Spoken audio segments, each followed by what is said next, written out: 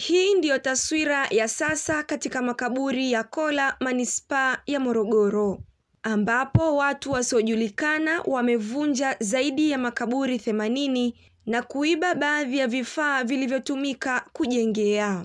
Hili si tukio la kwanza kutokea katika eneo hilo, hali inayozidi kuleta sintofahamu na huzuni kwa wananchi waliowazika wapendwa wao katika makaburi hayo, huku wengi wao wakiomba serikali kuchukua hatua madhubuti na za kudumu ili kudhibiti vitendo hivyo vya kihalifu. Ila sasa kimejitokeza kitu kama hiki cha wizi ambao hii nani mikanda ambazo hizi skips. Mwanzo walikuwa wanaiba misalaba, naona sasa washaimaliza. Hiyo tumeamua inapofika jioni hakuna mtu kuondoka huko.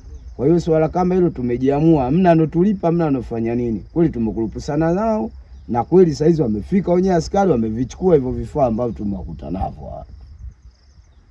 Zoezi hilo kuepo. Napoongea mimi katika wanokuja huko hata mimi mwenyewe namzaa hao vijana. Mimi mwenyewe namzaa kwa sababu wanaanzia kwenye 2000 wanavyoonekana katika sikuturu wakimbizo na kuacha vitu vyao. Mwanzo walikuwa wanaiba misalaba ya chuma, ila kwa sasa hivi wanaiba chuma za makaburi. Kila siku tunavyowafukuza wanakuwa wengi, hatuwezi kuwakamata, wanakimbia.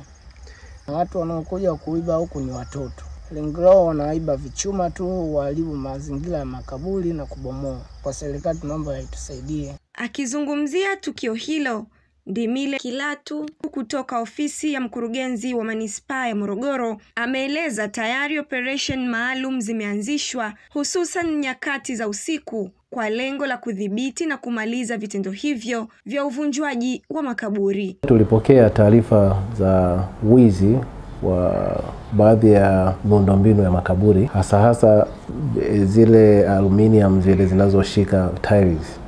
Tulifika kwenye eneo la tukio na kuanza kufanya assessment au kuangalia ukubwa wa tatizo. Tulikuta makaburi kwa 85 yalikuwa yameshaibiwa hizo aluminium. Kazi tuliyoanza kuifanya ni kwa kushirikiana na mtaa kufanya operation usiku, ambapo kuna vijana wa makaburini pale wanaofanya kazi makaburini na sungusungu. Tulibaini kukamata vifaa ambapo wale watuhumiwa walikimbia, lakini tukakamata zile aluminium. Bado tunaendelea kufanya hizo jitihada za kutafuta.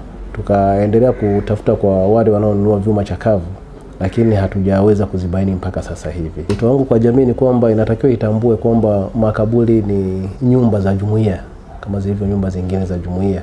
Kila kaya inaihusu na kila mtaa na kila raia anahusika na makaburi kwa namna moja ama nyingine. Kwa hiyo ni wajibu wetu kuyalinda makaburi yale kwa nguvu zetu zote.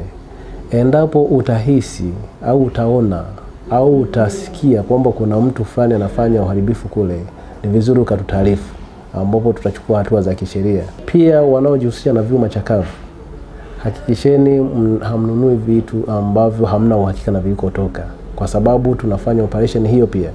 Tukikuta umenunua hivyo vitu, nadhani utatupeleka kwa yule aliyekuletea na wewe utakuwa kwenye matatizo pia. Kutoka mkoani Morogoro, Mariam Juma, Manara TV.